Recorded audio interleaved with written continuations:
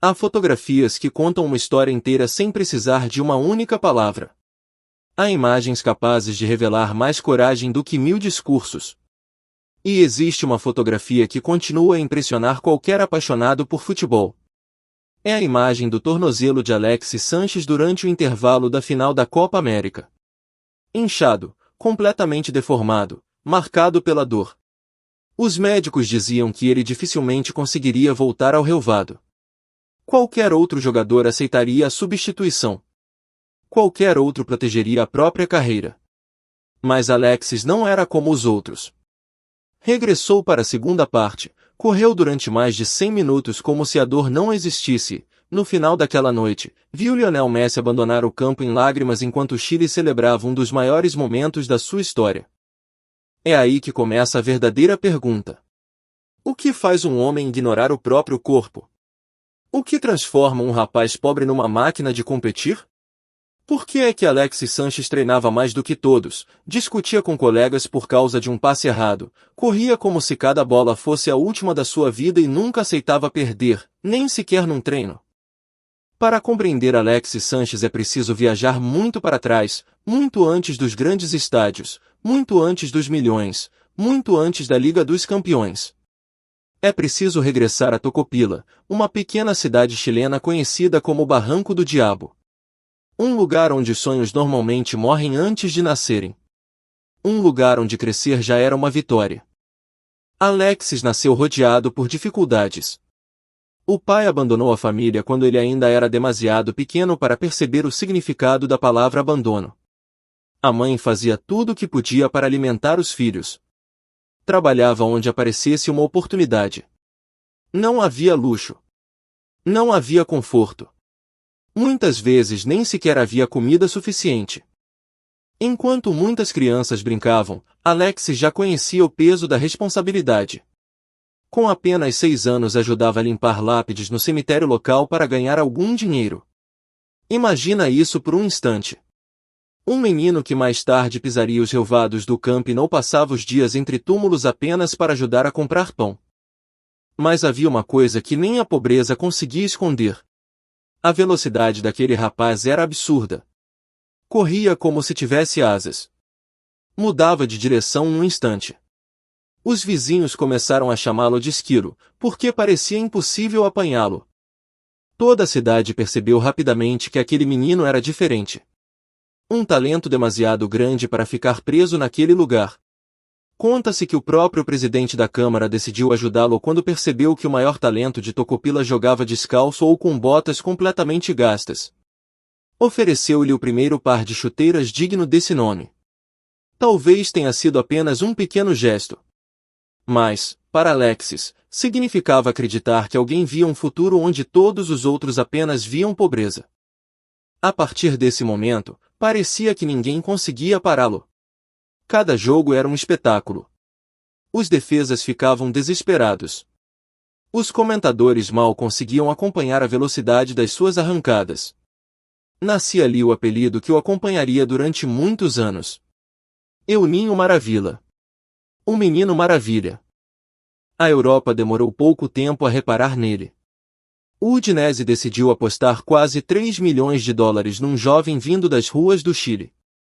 Era um investimento enorme para alguém praticamente desconhecido. Mas o clube italiano sabia que lançar Alexis diretamente na Série A poderia destruir o seu desenvolvimento. Ainda precisava de crescer. Foi então emprestado primeiro ao Colo-Colo e depois ao River Plate. E foi precisamente na Argentina que começou uma das fases mais importantes da sua formação. No River encontrou um treinador obcecado por disciplina. Diego Simeone. A relação entre os dois nunca foi fácil. Simeone queria ordem, intensidade e responsabilidade tática. Alexis queria liberdade, dribles, criatividade e velocidade. Muitas vezes ouviam-se os gritos do treinador durante os treinos. Alexis era constantemente desafiado. Obrigado a crescer. Obrigado a entender que talento sem disciplina não chega ao topo. Nessa altura sofreu uma grave lesão no tornozelo depois de uma entrada duríssima. As lágrimas apareceram imediatamente. 3 meses afastado dos relvados pareciam uma eternidade. Muitos jovens perdem confiança depois de uma lesão assim. Alexis fez exatamente o contrário. Voltou ainda mais rápido. Ainda mais agressivo. Ainda mais determinado.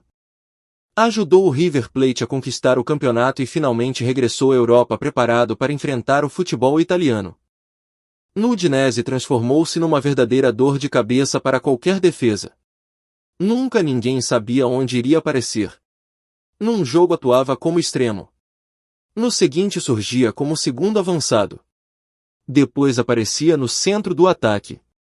Era imprevisível. Os grandes começaram a olhar para ele com outros olhos.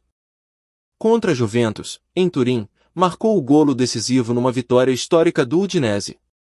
Contra o Milan protagonizou um dos jogos mais espetaculares da Série A, enfrentando uma defesa onde estavam nomes como Alessandro Nesta e Thiago Silva. Parecia não sentir qualquer medo. Mas houve uma noite que mudou definitivamente o seu destino.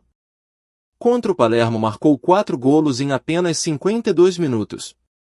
Os olheiros do Barcelona presentes nas bancadas fecharam os blocos de notas. Já não havia mais nada para analisar. Tinham encontrado o jogador que procuravam. Pouco tempo depois, Pep Guardiola bateu-lhe a porta. Chegar ao Barcelona de Guardiola era como entrar na equipa perfeita. Talvez o melhor conjunto da história do futebol. Messi, Xavi, Iniesta, Busquets, uma máquina quase impossível de parar. O clube investiu cerca de 40 milhões de euros em Alexis. Um valor enorme naquela época. Mas havia um problema. No Udinese era a estrela absoluta. Em Barcelona tornou-se apenas mais uma peça dentro de um mecanismo gigantesco. Pep exigia poucos toques na bola. Rapidez nas decisões. Movimentos constantes sem bola. Alexis fazia dezenas de desmarcações por jogo sabendo que provavelmente nunca iria receber o passe. Corria para abrir espaço para Messi. Corria para libertar Pedro. Corria para criar oportunidades para os outros. O futebol continuava a ser brilhante, mas uma parte da identidade de Alexis parecia desaparecer. O driblador irreverente dava lugar a um jogador extremamente disciplinado. A imprensa começou a criticá-lo. Diziam que não tinha posição definida. Que nunca seria uma verdadeira estrela do Barcelona. Mas Alexis respondeu da única forma que sabia. Dentro de campo. No El Clásico de 2013 viveu um dos momentos mais inesquecíveis da carreira. Recebeu a bola perto da área, viu Diego Lopes ligeiramente adiantado e executou um toque perfeito por cima do guarda-redes. Um chapéu absolutamente genial que fez explodir o Camp Nou. Durante alguns segundos, toda a Catalunha pertenceu a Alexis Sánchez. Ao longo de 3 temporadas marcou quase 50 golos, ofereceu dezenas de assistências e terminou o último ano como um dos melhores marcadores da equipa. Mesmo assim, sentia que nunca seria a primeira escolha. Quando Neymar chegou ao Barcelona percebeu que dificilmente ocuparia o lugar principal no projeto. Foi então que apareceu uma nova oportunidade. Londres. Arsène Wenger não contratou apenas um futebolista. Contratou um competidor absolutamente obcecado. No Arsenal Alexis encontrou exatamente aquilo de que precisava. Liberdade. Podia driblar. Podia arrematar. Podia aparecer em qualquer zona do ataque.